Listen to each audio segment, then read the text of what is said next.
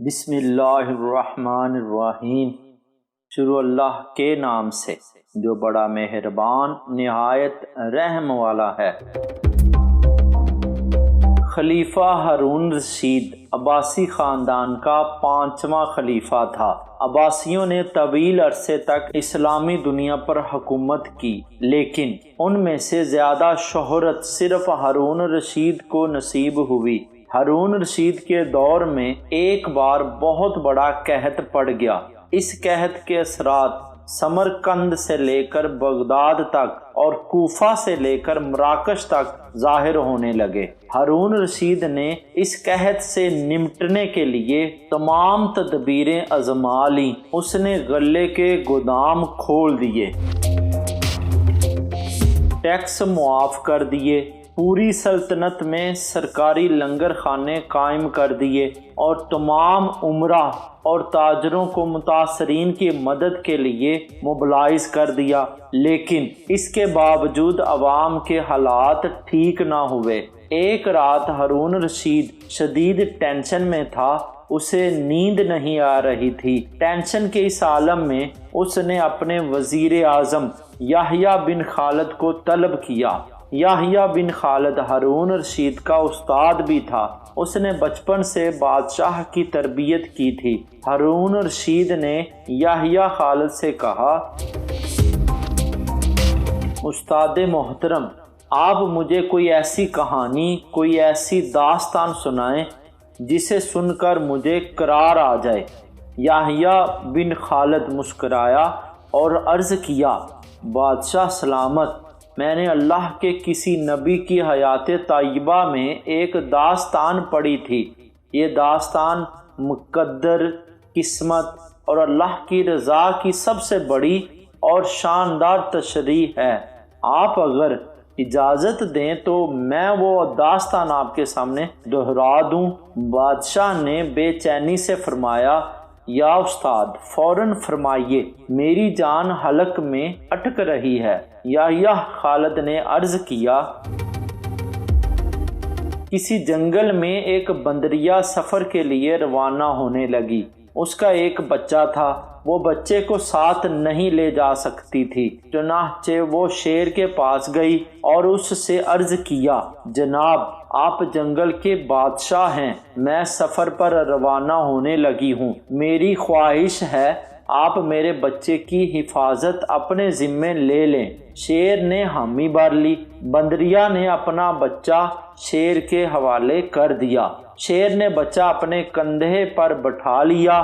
بندریا سفر پر روانہ ہو گئی۔ اب شیر روزانہ بندر کے بچے کو کندھے پر بٹھاتا اور جنگل میں اپنے روزمرہ کے کام کرتا رہتا۔ ایک دن وہ جنگل میں گھوم رہا تھا کہ اچانک آسمان سے ایک چیل نے ڈائی لگائی، شیر کے قریب پہنچی، بندریا کا بچہ اٹھایا اور آسمان میں گم ہو گئی۔ شیر جنگل میں بھاگا دوڑا، لیکن وہ چیل کو نہ پکڑ سکا۔ یحییٰ خالد رکا، اس نے سانس لیا اور خلیفہ ہارون رشید سے عرض کیا، بادشاہ سلامت۔ چند دن بعد بندریا واپس آئی اور شیر سے اپنے بچے کا مطالبہ کر دیا۔ شیر نے شرمندگی سے جواب دیا، تمہارا بچہ تو چیل لے گئی ہے۔ بندریا کو غصہ آیا اور اس نے چلا کر کہا، تم کیسے بادشاہ ہو؟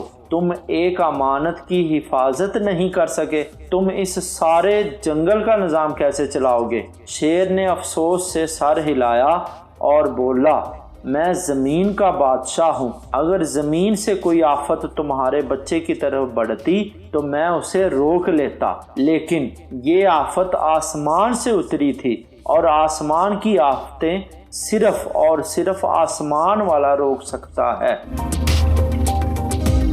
یہ کہانی سنانے کے بعد یحییٰ بن خالد نے ہارون رشید سے عرض کیا، بادشاہ سلامت، قحط کی یہ آفت بھی اگر زمین سے نکلی ہوتی تو آپ اسے روک لیتے، یہ آسمان کا عذاب ہے، اسے صرف اللہ تعالی روک سکتا ہے، چنانچہ آپ اسے رکوانے کے لیے بادشاہ نہ بنیں۔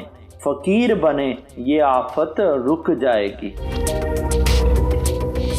دنیا میں آفتیں دو قسم کی ہوتی ہیں، آسمانی مصیبتیں اور زمینی آفتیں۔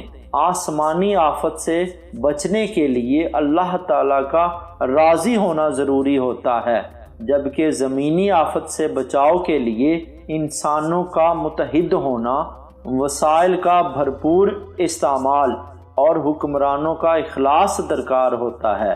یحییٰ بن خالد نے ہارون رشید کو کہا تھا، بادشاہ سلامت، آسمانی آفتیں اس وقت تک ختم نہیں ہوتی جب تک انسان اپنے رب کو راضی نہیں کر لیتا۔ آپ اس آفت کا مقابلہ بادشاہ بن کر نہیں کر سکیں گے، چنانچہ آپ فقیر بن جائیے، اللہ کے حضور گر جائیے، اس سے توبہ کیجیے، اس سے مدد مانگیے۔